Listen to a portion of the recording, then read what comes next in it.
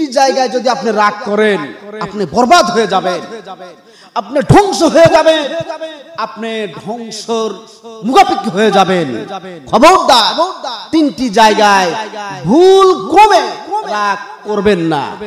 যদি আপনি রাগ করেন আপনি ধ্বংস হয়ে যাবেন, আপনি বরবাদ হয়ে যাবেন।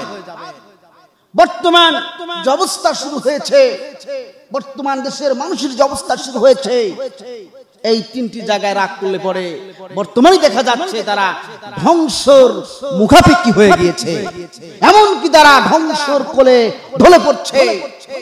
আমার প্রিয় ভাইয়েরা, আমার মা বোনেরা, সতর্কতা অবলম্বন করুন। তিনটি জায়গায় কোনো সময় কোনোদিন রাগ করবেন না। নাম্বার 1 হলো মা বাবার সাথে আপনি রাগ করতে পারবেন না। মা বাবা যদি আপনাকে ভালো কথা বলে, ভালো কিছু শোনাই, আপনি কোন সময় কোনদিন রাগ করতে পারবেন না।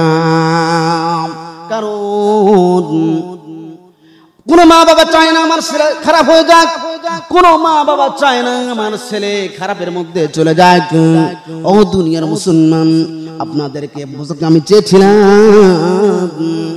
কোন কাফের, ইহুদি, খ্রিস্টান, বৌদ্ধ না ছাড়া কোন যে কোনো জাতি হোক না কেন, যে কোনো ধর্মের লোক না হোক না কেন, কোন মুসলমানের ছেলে সন্তান হোক না কেন, কিন্তু কোনদিনই কোন মা বাপ চায় না আমার ছেলে আমার মেয়ে খারাপের মধ্যে চলে যাক। কোন ঠিক কিনা? ও দুনিয়ার মুসলমান, এইটা কিন্তু মাথায় রাখতে হবে। আপনার মা বাবা অবশ্যই আপনার মঙ্গল চায়, ভালো চায়। ও দুনিয়ার মুসলমান, আপনার মা বাবা আপনার ভালো চায়, মঙ্গল চায় এবং আপনার ভালো কিছু করার জন্য নির্দেশ দিয়ে দেয়। মা বাবা যদি আপনাকে সতর্কতা অবলম্বন করে, ওইখানে আপনি রাগ করতে পারবেন না। নাম্বার 2 হলো কোন শিক্ষক যদি আপনাকে লেখাপড়া করার নির্দেশ দিয়ে দেয়, নির্দেশ দেওয়ার পরে কোন শিক্ষক যদি আপনার উপর লেখাপড়া করাতে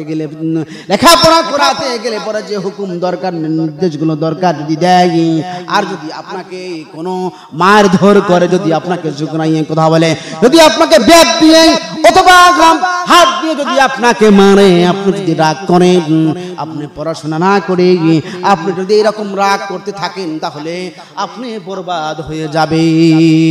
কারণ শিক্ষক আপনার মঙ্গল চায়, ভালো চায়।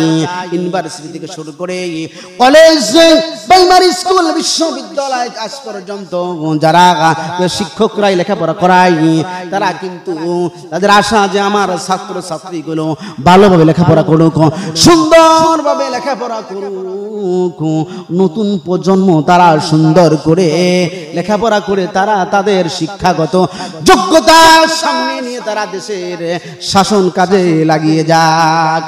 বর্তমান যে সকল শিক্ষকগুলো বেরিয়ে পড়েছে, আমি শিক্ষকদের উদ্দেশ্যে কথাগুলো বলবো।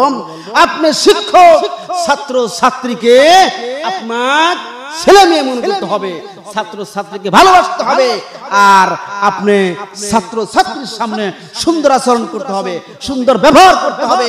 কোন খারাপ, কোন অশ্লীল উদ্দেশ্য নিয়ে ক্লাসে গিয়ে আপনাকে পড়াতে বলার কোন নির্দেশ দেওয়া হয় নাই।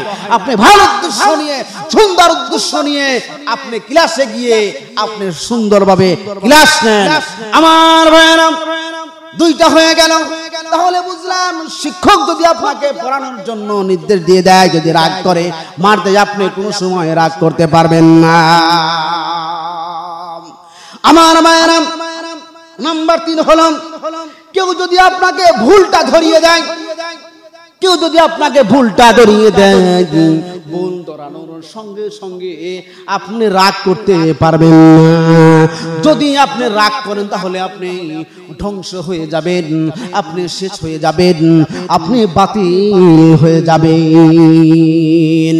যদি কোনো মানুষ আপনাকে ভুলটা ধরিয়ে দেয়, ভুল ধরার সঙ্গে সঙ্গে আলহামদুলিল্লাহ পড়ুন, আলহামদুলিল্লাহ পড়ার সঙ্গে সঙ্গে আপনি আল্লাহ পাকের শুকরিয়া আদায় করুন। কারণ যে ভুল আপনাকে ধরিয়ে দেয় সে হলো উস্তাদ সমতুল্য, তাকে উস্তাদ বলে আপনি গণ্য করুন, উস্তাদ বলে সম্মান করুন, উস্তাদ বলে তাকে আপনি শ্রদ্ধা করুন।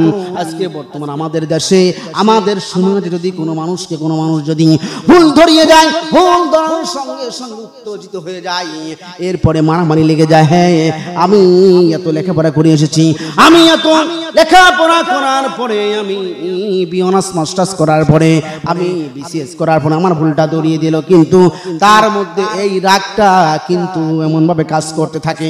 আমার ভাইয়েরা এরকম করবেন না। ভুল ধরিয়ে যে মানুষগুলো আপনাকে দেয় তাকে আপনি সম্মান করতে থাকুন, আর নিজের ভুলকে আপনি সংশোধন করুন। আমার প্রিয় ভাইয়েরা, তাহলে আমরা বুঝলাম, আমরা তিনটা জায়গায় যদি আমরা রাগ করি তাহলে আমরা ধ্বংস হয়ে যাব, ধ্বংস হয়ে যাব। সুতরাং তাই নয়, আমার আপনার জীবনটা বরবাদ হয়ে যেতে পারে।